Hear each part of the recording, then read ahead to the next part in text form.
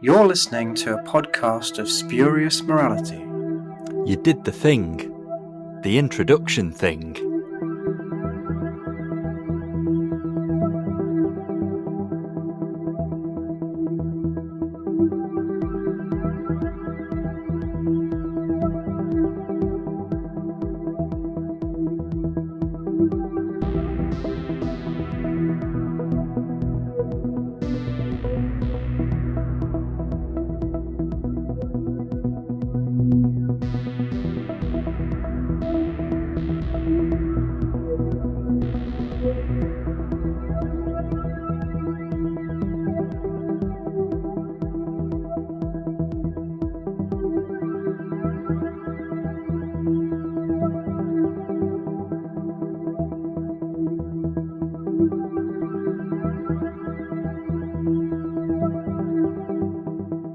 Hello and welcome to a podcast of spurious morality. I'm Johnstone and this week I am joined by Mansoor. Hello. And I'm joined by Connor. Hello! And we are exploring a fairly unique and definitely too short at this point era of Big Finish. We are looking at the Ninth Doctor adventures. Specifically, we're having a look at the very first series. So this was Christopher Eccleston's return to the character of the Doctor after saying he would definitely not ever do it ever again, ever under any circumstances, ever. And all of a sudden, during lockdown, we got an announcement that Christopher Eccleston was doing Big Finish and that there were going to be 4 sets. And before we knew it, there were 4 more sets. And before we knew it, there were 4 more sets. And this was huge. Like, I remember this really well. I was sat socially distanced outside a pub at a gig. Like, it was a socially distanced lockdown gig, and my phone just went, and I'm like, oh, what's going on now? Christopher Eccleston's doing Doctor Who. Wow. And before I knew it, I'd spent an awful lot of money on Doctor Who on vinyl, and it was great. And it was really, really good to know that Christopher Eccleston was coming back. So here we are. We're going to discuss the first series of the Ninth Doctor adventures from Big Finish. Yes, it's one of those things like, you remember where you were when Diana died? Do you remember where you were when Christopher Eccleston came back to Doctor Who? I was also sitting outside, socially distanced, in my own back garden. Where it was genuinely the first time that we had family members over to the house, and we were all sitting at like opposite sides of the garden. And we knew there was going to be an announcement because I think someone on Gallifrey Base had chucked it out that there was going to be a press release at 4:00 on whatever day it was. So I was sitting waiting, and I remember joking to someone, "Oh, it'll be like Eccleston or Matt Smith or someone's doing Big Finish or something like that." And then the Big Finish website crashed pretty much straight away, if I remember rightly. And the first I knew of it was the Radio Times shared it immediately. They must have had the press release. And it was Christopher Eccleston returned to Doctor Who. And I was just like, holy frig. Oh my God, this is amazing. But because I was sitting with all my family members, all socially distanced, and we're all being very careful not to cough or sneeze, I couldn't sit in my back garden and shout and scream. I had to get up, calmly walk into the house, and then lose my... but I said it, genuinely the first thing I said was, oh my, when my brother came in to find out what I was doing, and I showed him, and I was like, this genuinely feels like a friend I haven't seen since I was a kid has come back, and it's like, he's never been away. Like, I immediately felt like the most magical thing on earth was Christopher Eccleston coming back as Doctor Who. Yeah, it was rather marvellous. Do you remember where you were, Mansoor? Do you remember where you were when it was announced that Eccleston was coming back? I don't remember specifically, but I do remember like feeling that it was like in different ways. So there was Paul McGann, Tom Baker, and Christopher Eccleston, and each of them was, for different reasons, a bit of a surprise that they finally joined Big Finish. Although looking back on it, Paul McGann didn't take that long in hindsight compared to like the amount of content that we've had since then. I think it was only like 16 releases in. But yeah, it was a massive deal, especially because there were all sorts of like rumors and not even like so cryptic comments by Eccleston himself about him leaving the show under not the best circumstances. So that made it even more of a surprise that he would come back. But yeah, I remember being very excited and yeah, really curious to see what he would do. And it's, from what I remember, there was quite a bit of a wait from the announcement to the release of the first set. Am I right in thinking it was best part of a year? It was announced in August 2020, and the first set didn't come out until May 2021 Yes, because so it was a good Big stretch. Finish, as far as I know, Big Finish have a policy of not announcing anything until the recordings are done. And it's all in the can, as it were. Whereas on this occasion, as soon as Eccleston signed the dotted line, I think they announced it just in case it leaked. If I remember, I vaguely remember it leaking the night before. Someone on Twitter started heavily dropping hints that they knew, and everything they posted was accompanied by a GIF of the Ninth Doctor. So it obviously leaked the night before, and I think it was put out that far in advance to make sure that it didn't leak out. I think someone used to get it where people played around on the Big Finish website and found, like, went looking for pictures that hadn't been used in press releases yet, but you could get them by typing in a URL or something like that. And I think somebody found Christopher Eccleston's cast page on the website a couple of weeks, or a week before this.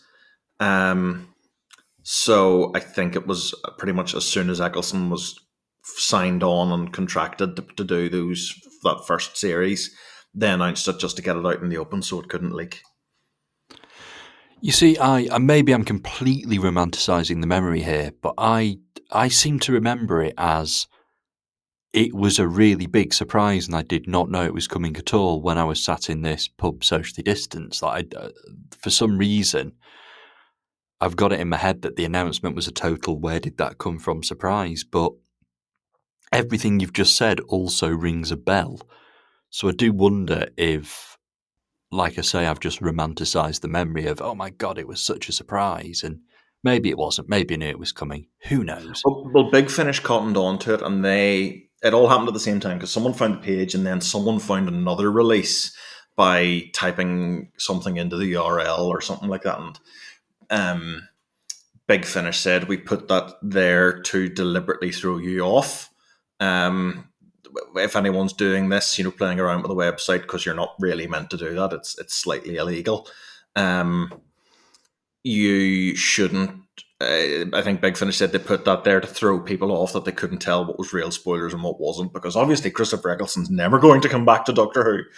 And I think they changed all the unannounced pictures to Alex Kingston doing like spoilers and, a finger over her lips, that sort of thing. So they were playing around with that sort of thing an awful lot at the time. There was a lot of misinformation, and I, for one, just put it down as, of course, Christopher Eccleston's never going to come back and play the Doctor again. That'll never happen. Pigs will fly before that happens. So I think I'd seen a few, and I think it was in my head that it might be a possibility, but I didn't believe it for a second until I saw the news. Well, it happened, and the first series was 4 sets. In fact, all 3 series were 4 sets of 3 episodes. The first 2 on vinyl and the third one not, which annoys me to this day because I've got the first 2 on vinyl. And if the third is the last, it's certainly the last for now. I wouldn't mind that on vinyl too, but that seems to have perhaps not been something that went down as well or sold as well as Big Finish wanted. So we've not got time to talk about every single Ninth Doctor story in this episode. So what we're going to do is we're going to kind of go through the 4 sets and pick out some of our favourites as we go through. So the first set was obviously Ravagers. It was just amazing to hear Eccleston back, and this was definitely a different version of the Ninth Doctor than we saw on TV, and I think that was sort of apparent straight away that Eccleston was kind of now having a think about how he could play this character differently. And I think the first thing that everybody noticed was he was a little bit more, not light-hearted. Like this, we're definitely still in post-Time War trauma territory, but it's not hanging over him in the way it does in Series 1. So we did have a bit of a character shift, but it wasn't jarring.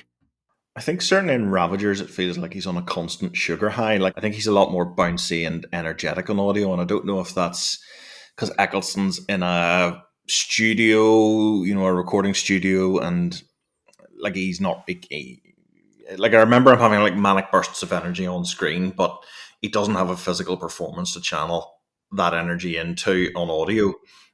So it all goes into the vocal performance. Ravagers is it's one of those things where I was glad to have it at the time. It's not one I've revisited too much, once the rest of the sets started coming out. I was really happy to hear Christopher Eccleston at the time, but it's its own little thing. I think it almost sets apart from the rest of the range. It almost doesn't feel like it's part of the Ninth Doctor adventures. It doesn't have the same house style as the rest of the series does. And if I'm sitting down to listen to a Ninth Doctor story, it's not one that I'll choose to listen to first, if that makes sense, because it's long. It's 3 hours long, and I think it's easier to drop in and out of some of the other stories. The other stories feel a lot closer to the new series style. Ravagers, as I say, feels more like its own thing. Yeah, it was nice. It was good to have at the time, but I think it's been pretty superseded by what came after it.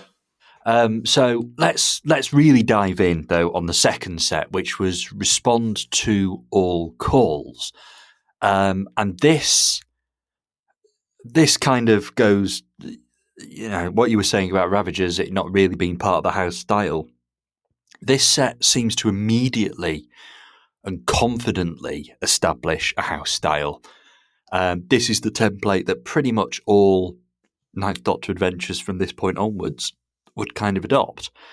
I really, really like the first story. I really, really like all stories in this set, to be honest, but Girl Deconstructed is just kind of your perfect Russell T Davies style opener. It genuinely feels like the first episode of series 0.5 of New Doctor Who.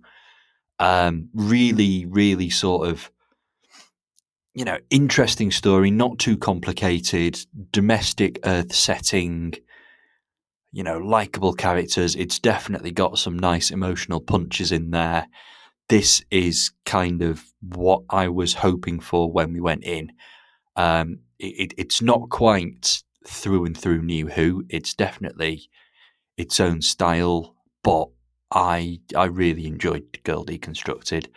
The other two stories, both excellent as well, but Girl Deconstructed is the standout from this set for me. What about you, Connor? I think Respond to All Calls certainly is the highlight of that first series. I think it's the strongest set out of the first one, and I honestly think it's the strongest set out of the whole range overall. I think it comes so strongly out of the gate with Girl Deconstructed. It's a low key episode. I think there's not a great deal of threat in it. There's no malicious threat in it, is maybe what I'm trying to say. But it's a really well done story, and it captures the feel of 2005 so well, or 2004 as it sets itself. And Eccleston feels much more like the Doctor that he played on screen than he did in Ravagers, for sure. I believe Respond to All Calls was originally intended to be the first set. It was the first recorded, as far as I know. And there's a version of this range where Respond to All Calls was the first and got a lot of the spotlight that I think Ravagers got, and maybe the other sets didn't get so much, just by virtue of being the first one. In hindsight, having heard, after having heard both sets, I think it would have been a stronger opening for the series. I think it would have been, as I say, it's a much stronger set of stories out of the gate. Um, and Eccleston is a lot more like the Ninth Doctor that we know and love. So, uh, as I would definitely highlight it as my favorite set of the Ninth Doctor adventures. The highlight for me, though, is Fright Motif. I think it's a beautiful story. Um, I loved that it gets deliberately set at Christmas so that we had a Ninth Doctor Christmas special, and that's something the range did again later on. But I love that. It's the story that I sort of revisit the most out of the whole range. Planet of the End is great as well. It's a much higher concept story. It doesn't feel so 2005 as such. Doesn't take away any of the fact that it's a fantastic story. And Eccleston gets some fantastic material to work with. Fred, the pseudo companion in that story, I genuinely wish that we'd have revisited Fred or heard more of her. Fred should have been the Doctor's companion throughout that first run. I think Fred was a wonderful character, and I would have loved to have heard more from her. But Respond to All Calls, I cannot fault. It's far and away my favorite Ninth Doctor set. I think it's the strongest one they released, and I really, really love it.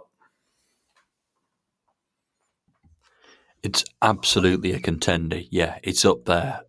Three absolutely great, pretty unforgettable stories. Like as we go on, there's some stuff that kind of just falls into it's a Big Finish Ninth Doctor story territory, which I know is something we should, even after knowing that Eccleston does audio now for 5 years, it's still something we should cherish and treasure. But these three stories are all stand out. They all have a very unique feel and tone that kind of really helped establish what this range could be. What about you, Mansour? Yeah, I also really like this one. And you said about the first episode working as like a very RTD season opener, and I did like that detail about 2004 almost explicitly saying that this is the sort of season that comes before TV series one. I like the contrast of the stories as well, and again, I thought that directly uh, mirrored stuff that happens on TV, because with those first few TV series in 2005, 2006, you have quite a deliberate choice made to have a contrast with your first few stories, especially when a new companion joins. So starting off in present day and then having a sci-fi story and then having a story set in the past. And this box set covers all those bases. So modern day, historical, and then very, very high concept sci-fi future setting. Yeah, I think Eccleston. I thought he was. I felt like he was there in Ravagers, but like, so I didn't notice as much of a difference. But I think the material here gives him a lot of good stuff to work with, and it brings out the so the best side of his performance. It made me like talking about him settling into the role. It made me think back again to the TV series, because I think it was the Slitheen two-parter that was filmed first. And I feel like when you watch that series back, that's the one where he's pitching his performance a bit bigger and a bit, I say cartoony, but definitely like a bit broader. And then you go back and watch Rose, which wasn't filmed first, and he's kind of really settled in and found that sort of middle ground of having it be quite real but also fun and quirky as well. But yeah, on this box set, my favourite of the three is probably the last one.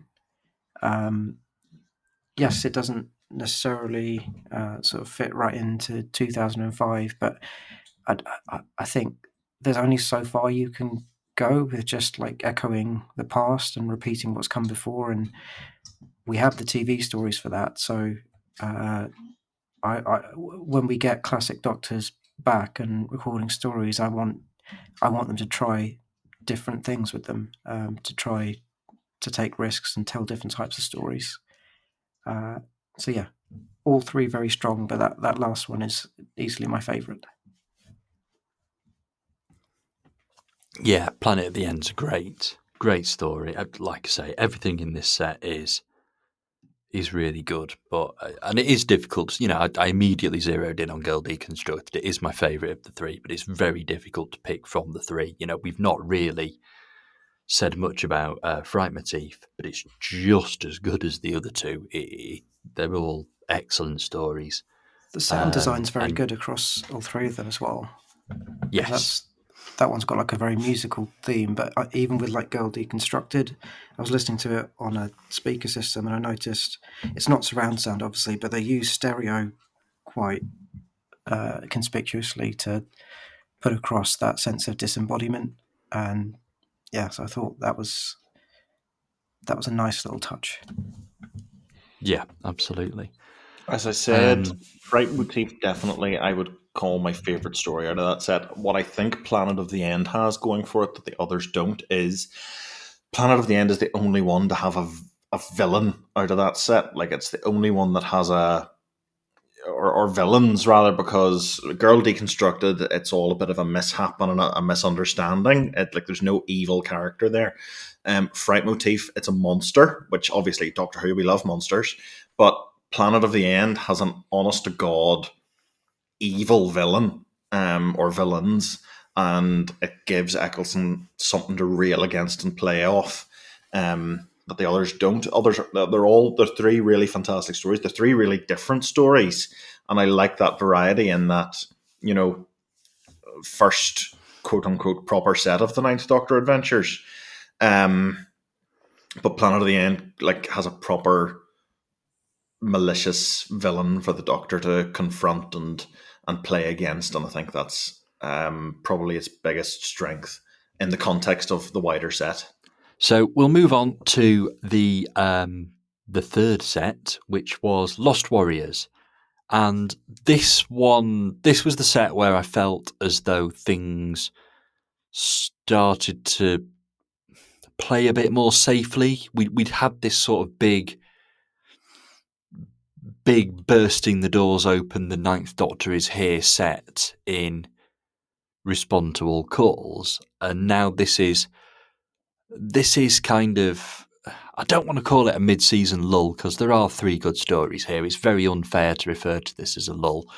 It just doesn't quite announce itself in the way that Respond to All Calls does. It doesn't offer up three very different stories with unique identities. We are now on Earth in history with monsters in all of them. Which is fine. Doctor Who does that a lot. Doctor Who does that very well. And it does it very well here. But for me, this set kind of just felt as though it was treading ground, I suppose, for want of a better word, which feels harsh because, again, it's Christopher Eccleston's third set back as Doctor Who with Big Finish. But I think we've got three safer stories here. I do really like Monsters in Metropolis, though. You know, Metropolis is a film that I'm very familiar with, and it's historically a very, very significant film, and it's the perfect place to plop a Cyberman in terms of story, in terms of history. So yeah, it works very, very well. And it was good. It was good to get a Dorney script in this first series of Ninth Doctor Adventures. So yeah, I think it uses the Cyberman quite well. I don't think it's anything we've not sort of seen before with the Cybermen. It's it's not amazingly radically different to even scenes that we've had on TV where Cybermen sort of start questioning their lack of emotion and that kind of thing. We've had scenes about emotional inhibitors, and we've had people who are partially converted struggling with it and all that kind of thing. So Cyberman questioning what it is to be a Cyberman and whether it means to function as a Cyberman isn't particularly new, but it's done very effectively here, and I do really like the backdrop. It's also worth mentioning the sort of there's a bit of a dark undertone to this. Sort of the Doctor warns a character, get out of Germany because it's the 30s and we kind of know where Germany went. after that. So there's definitely moments in this that are quite sort of dark, and we get to see a more serious Ninth Doctor than perhaps we have so far in this Big Finish range. But all in all, another good set. It just isn't quite as vibrantly different, let's say, as Respond to All Calls. Connor, what are your thoughts on it? It's a decent enough set. It's definitely not as good as Respond to All Calls. I don't think. I don't think it reaches the same heights. I listened to this series again pretty recently because it's 20 years since Christopher Eccleston played the Doctor on TV, or nearly. It will be in a month or two,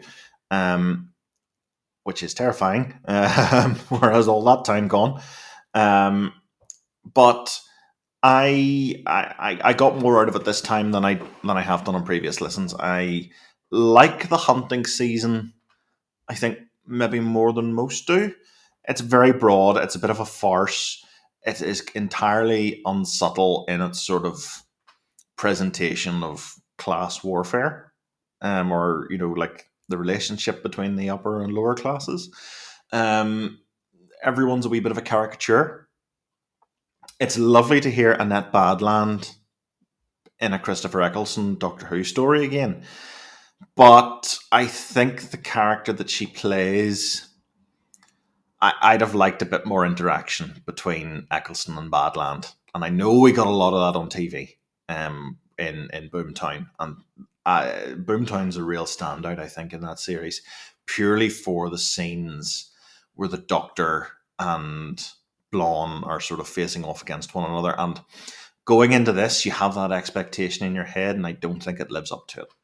I don't think it makes enough use of Annette Badland being in the story. I can only assume that the role wasn't written for her, and she was cast in it afterwards, and that's why we're not getting such an interplay between her and Eccleston again. But it's obviously going to invite comparisons between what they did on Doctor Who before, and it doesn't do that this time around. And obviously it doesn't have to, but you walk into this story knowing that it's those two in it, and you sort of want a wee bit more interaction between them than this story gives you. The Macbeth story is, I think, the weakest in the set. It's not bad. It's just, I don't know. I think it's just not for me. And I liked that they, Christopher Eccleston very famously played Macbeth on stage not too long before all of this. Like, it was only really a couple of years, I think. I can't remember exactly when that play was on, but I know Eccleston has had his opinions about how well it was done. I think that man is his own worst critic. But he, when this was announced, it's Doctor Who meeting Lady Macbeth and it's Christopher Eccleston, everyone was like, oh yes, of course it is. It makes perfect sense. It's an okay story. I compared to the others in this run, it's maybe I think it's up against fairly stiff competition. And then there's the one that the set is sort of based around. Like, you look at the cover artwork for the whole set, and it's the Cyberman front and center. Whenever this range was announced, I think everyone's first thought was, oh my god, Christopher Eccleston back, how wonderful. And their second thought is, I wonder will he meet the Cybermen, since he didn't on TV. And I was actually really impressed that Big Finish managed to wait 3 box sets for it. So it's a good story. I think it takes an awful lot of inspiration from Dalek and also from the Silver Turk, just with the Cyberman being under the thumb of a human, and put up That's to the one I was perform. trying to remember the name of the entire time when I was doing my bit before. Yeah, there's a lot of similarities. I think it echoes Dalek a lot as well, as I said. I think the Doctor's relationship to the Cyberman in this is it's maybe a parallel to Rose's relationship with the Dalek. I think it plays out along fairly similar lines, where he starts off like, this is a monster, this thing will kill us all, and then he grows, more sympathetic to it as the story goes on, and the Cyberman decides to give, the Cyberman decides to end its own life at the end in much the same way as the Dalek does in Dalek. So it's not bad material. Like Silver Turk, the Silver Turk and Dalek are fantastic stories. It's no problem at all to, um, you know, make a story inspired by those. It's good material, but I think it invites comparisons, um, or it feels like those influencers are very obvious on it. But maybe that's just me looking for connections. In any case, it's a great story. I love how passionate it is about Metropolis, the movie. I've never seen Metropolis, but I feel like I learned a lot about it from listening to this, which is fantastic. That's exactly what you want from a historical story. Um, and yes, as you mentioned, the sort of dark undertone to it is definitely the highlight. It's not the main point, I think, but it is humming along quite nicely in the background. Well, quite nicely is not the right term at all, but it works well. It's effective in the story, um, and it gives it it gives the story a weightiness that I don't think it would have had otherwise. So, yeah, I do like Monsters in Metropolis an awful lot. Um, it's good. It's really good material. And for reasons we'll discuss in a few minutes' time, it's obviously much more significant than it first appears. It first appears to be yay, we've got a Cyberman story in the middle of an Eccleston series. It's brilliant. We've got the Cybermen done. Box ticked. I wonder what the finale's going to be. So, Mansoor, your thoughts on Lost Warriors? I think the stories are okay. Monster in Metropolis is my favourite of the three, but as you've said, it has like elements of stuff that we've seen or heard elsewhere. Like I was saying, the structure of the box set before this was perfect as an intro, like doing all those different settings, present, past, future. And I don't know if it was a conscious choice to make this about monsters throughout history and have that as a theme, but I know they're very different historical settings. Like history is a huge different set of geographical and temporal locations that you can play with. But I thought it was a slightly weird choice to have them all be historicals and not mix it up with a sci-fi or future set story. The first one was okay. The Macbeth one also was alright. I felt like the Macbeth one was great in terms of style and atmosphere, but when I think about like the concrete mechanics of the plot, I'm not. There's nothing uh, that's going to make me keep coming back to re-listen to that one. And then the last one, as I say, the strongest, I think, not just because of the Cybermen, but that choice of historical setting fitting with the Cybermen as a concept, and the setting as well, like you're saying, being quite dark in places, and it also made me think of the really excellent David Warner box set with the Cybermen Blood and Steel. I think is that the title of the Bernice box set. So listening to Monster in Metropolis almost as a follow-on, rather than listening to the next box set in this series, it made me want to go and listen to Blood and Steel. But yeah, it's okay. Nothing particularly that I describe as a bad story, but just kind of like sort of mid-season, okay, pretty good stories. After Respond to All Calls, this set does feel a bit like a drop off, but I think all three stories are very, very good.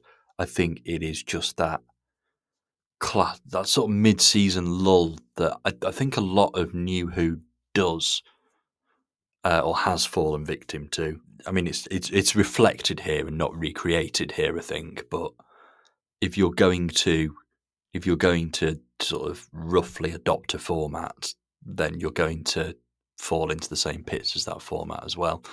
But yeah, so in that sense, it's kind of like doing quite well to ape the well, yeah, format exactly. of the show. at the end of the day, I would absolutely kill to have these as episodes 7, 8, and 9 in pretty much any 13 episode series of Doctor Who. Like, it's a very, very strong mid-season run. Personally, I would have, just because of that thing about sameness of monsters in history, I would have taken the first episode from the next box set and then put that between the first two in this set, just to mix up the styles a little bit. Or possibly even had Metropolis a little bit earlier, I guess, because Metropolis, as Connor has pointed out, is kind of aping Dalek in series 1, and Dalek was episode 6. So yeah, it was the midpoint. So maybe it would actually have worked better in set 2. And I know Connor said, "Oh wow, they've actually waited till set 3 to do the Cybermen," but maybe it would actually have been better earlier on. But nevertheless, it is a good set. All 3 stories do work. They're all very enjoyable. There's very little to criticise here, really. We'll move on to the final set in the run then, which is Old Friends. Now, again, maybe I'm romanticising the way I remember this, but were the covers not released at all until the day that the set itself was released? That's not quite true. The covers were released without the Cybermen. There we go. And the first any of us knew the Cybermen were in this set was when we downloaded the box set. I don't think they changed it on the Big Finish website. It was only the download version, such that whenever you open it, I think whenever you opened it on the app, the Cybermen didn't show up until you downloaded the box set and you got the artwork from the download file. The version that was available publicly on the site and was there as the preview in the app did not have the Cybermen. And I wish there was more of that, because that's great. That's fantastic. It was a nice surprise. Like, we genuinely didn't know Cybermen were popping up again in this set until it was released. We knew we were getting. Sorry, go on. No, go on. Go ahead. I was just going to say, like, the really big one of that I remember was with Bernice Summerfield, like in the really early days when there was a huge finale of a run of stories in her series, and they was it Death and the Daleks, but basically they had the actual title. They took out the reference to the Daleks, and then when it came out, in those days you received your physical copy. It had the Daleks as this massive reveal, and that was the one that sticks in my memory as being like a quite successful holding back of the surprise. I think they did the same thing with Lucy Miller when she returned in the Ice Warrior 2-parter in the 4th series, the 8th Doctor Adventures. I seem to remember there was a version of was it Deimos, or was that part 1? I can never remember which part's which, but Lucy Miller's front and centre on the cover of one of them. Well, and she wasn't in the original version. I wasn't into Big Finish at all at the time, but sort of just from what I know of that series, doesn't she turn up as a sort of surprise at the end of the story with the monk, the first one? That was the Book of Kells, and she sort of turns up right before the end credits. Yeah, so I don't think they had announced she was coming back full stop, and then she appeared. She was in the story, and then they kept her off the covers until after that, maybe. I'm not sure. Because she's revealed at the end of Book of Kells, but then the cliffhanger to the first disc of the Ice Warrior 2-parter is Lucy Miller's on the planet that's about to blow up or whatever it is. Anyway, they've pulled the same thing a few times, but I thought this worked really well. Like, nice surprise Cybermen that we weren't expecting, and we were kind of really not expecting it, because they announced that it's a Brigadier story. It's the 9th Doctor meets the Brigadier, which is something I do think they should always have sort of got ticked off. I'm very glad they did. I think they'd announced that Sam Bishop was going to be in it. I think they'd sort of said it was kind of his his origin story, as it were. So we didn't really know what to expect. It was a two-parter with these two characters in. Okay then, and then obviously Cybermen appeared on the cover on the day of release, which is it's the way it should be done. I see why Big Finish kind of don't do this more often. At the end of the day, I'm sure something that is announced with Daleks, Cybermen, the Master, whatever on the cover probably sells better I think they've because said as of it. much a few times. They've said that Yeah. their sales data just goes through the roof if they have a Dalek on the cover. So fair enough. I can see why they don't do this all the time, but I think, at this point, this was a very special range. It was a very special set of releases. We'd already had a Cyberman, so, and maybe the Brigadier's featuring in it, meeting the Ninth Doctor enough of a pull anyway. You decide, I guess. But ultimately, we got that really nice surprise, and I'm really glad we did. I enjoyed it, and it's still something that makes this set stand out. And I think it's an excellent set. I think everything in this set is brilliant. First story, Fond Farewell. Little bit high concepts, meet the dead after they've died and that kind of thing. And it's a very, very emotional story. There's a bit of monstery stuff going in there as well. But ultimately, this is an exploration of loss and sort of kind of links into the Time War. We never really touch on the Time War too heavily in any of this.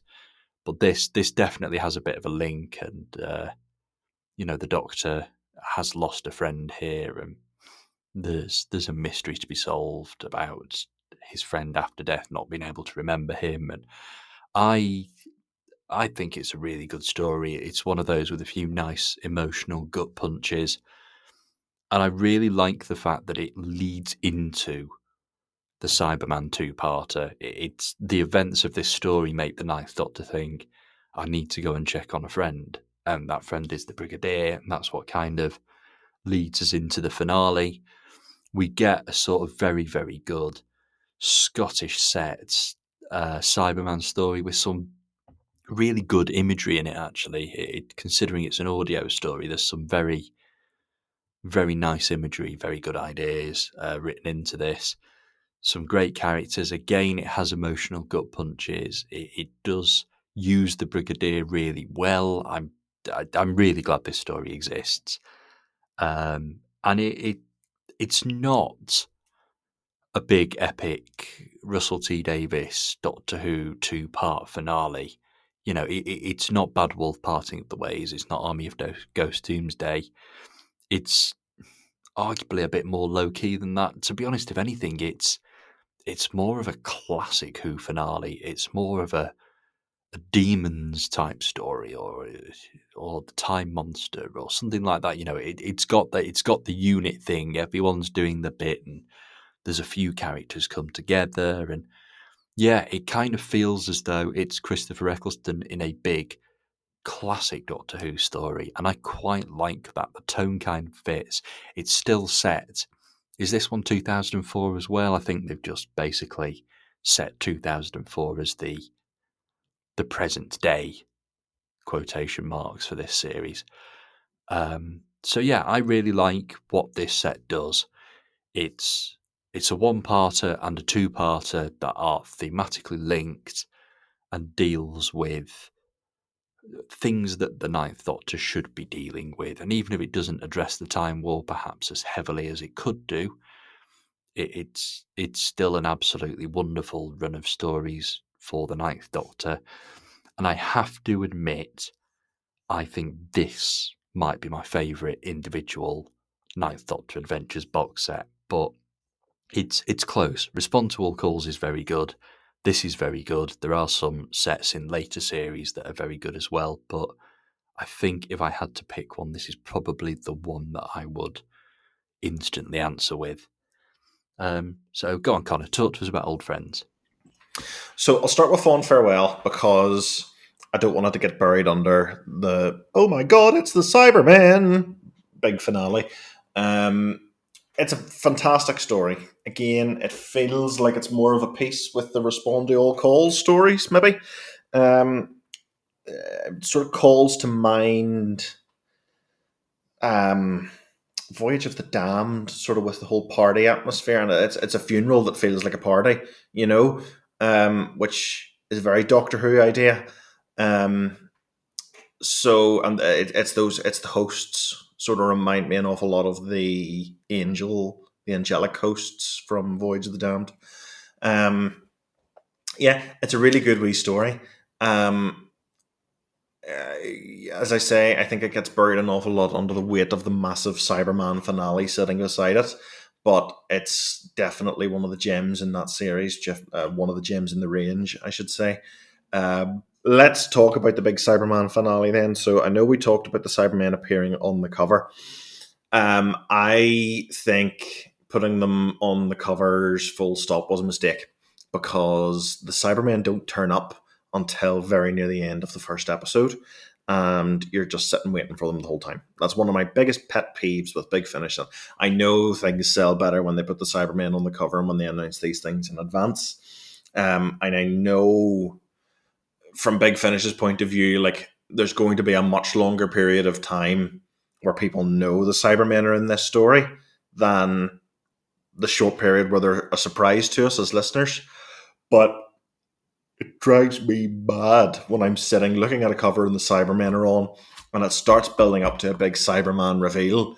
I don't know. It's just one of my pet peeves when it comes to these things, and I understand why things are the way they are. But let me have To my. be fair, the actual TV series would very often have a story called something of the Daleks, and it would do exactly the same thing in the build up to the end of part one. Yeah.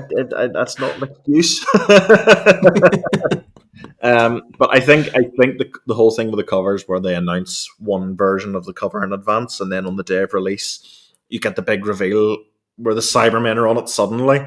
I think that I think that's a decent compromise. So that worked out pretty well. I think it is a pure. I think it's a very pure RTD finale. Just in a counterpoint to what Johnstone was saying there. I think it's an RTD finale to its very core. Certainly, it calls to mind again. I think it's a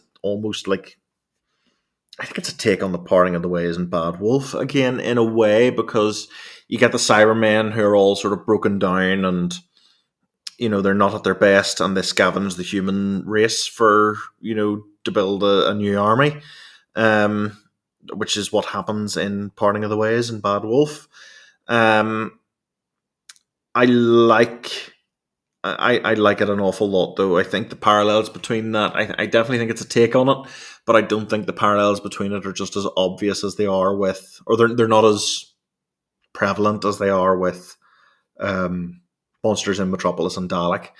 So Sam Bishop's in it. I'm not a follower of the Unit series, so I like the way he's presented. Like he's a side character in this who goes to join Unit. Like you don't need to listen to the Unit stuff to know who he is. His presence in this is not.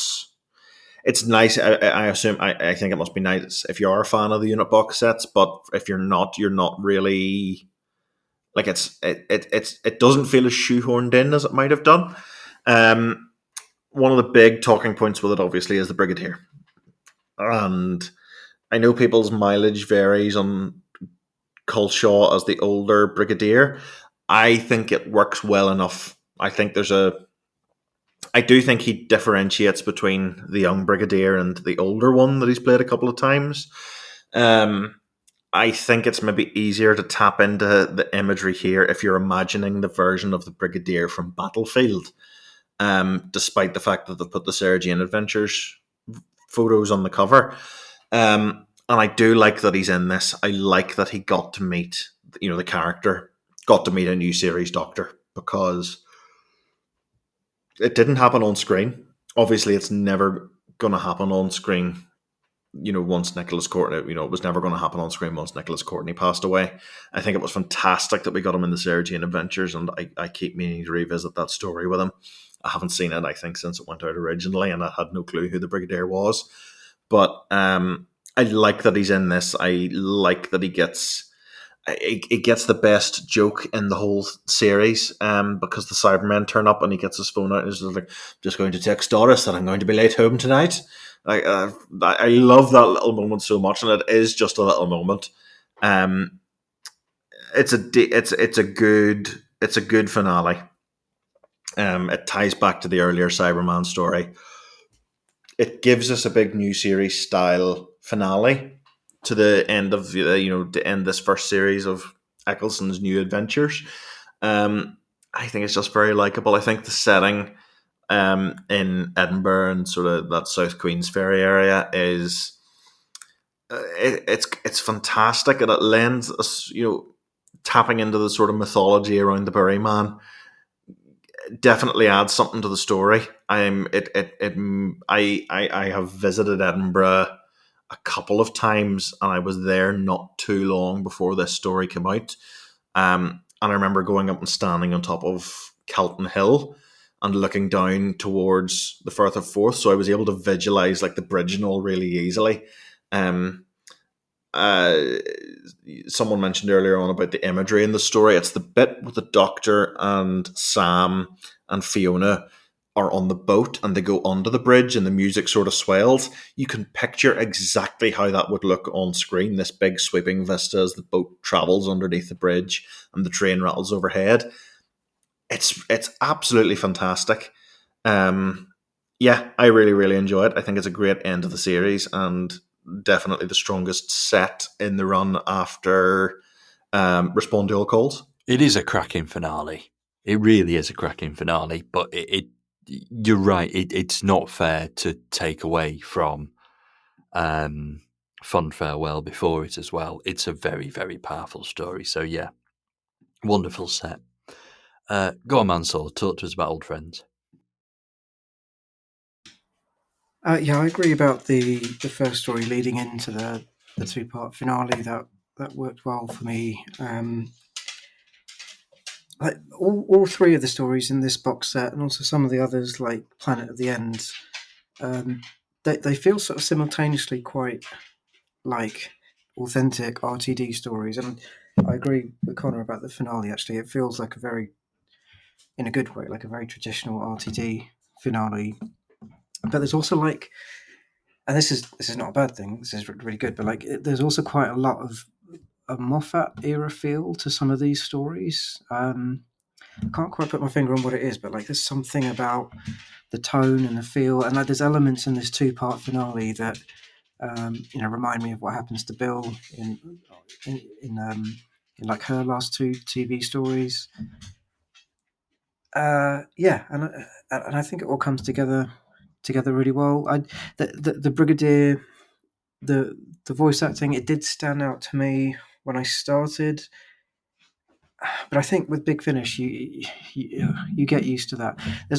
There's all sorts of things that mean that nothing is ever going to be like 100% spot on, because even when you've got the original actors reprising their roles, voices age, people sound a little bit different sometimes to the age that they're playing, whether it's too old or too young. And if you're absorbed enough in the story, those things just stop bothering you. I mean, it's the thing with Doctor Who as a whole. Like, you look past the slightly inconsistent effects of some of the TV stories, because the visual effects, because the story itself is so compelling that you get drawn into it.